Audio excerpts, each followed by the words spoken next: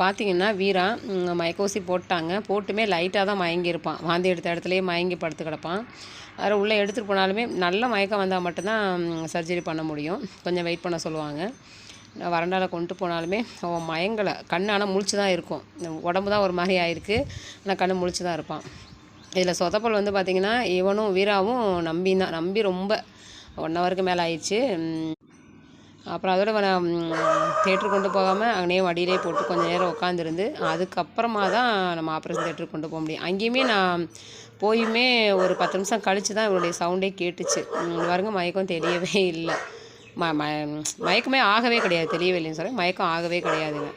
அப்படியே தான் படுத்திருந்தான். 1/2 மணி நேரம் மடியில் வச்சுருந்துட்டு நல்லா மயங்கினதுக்கப்புறம் தான் உள்ளே கொண்டு போகிற மாதிரி ஆயிடுச்சு.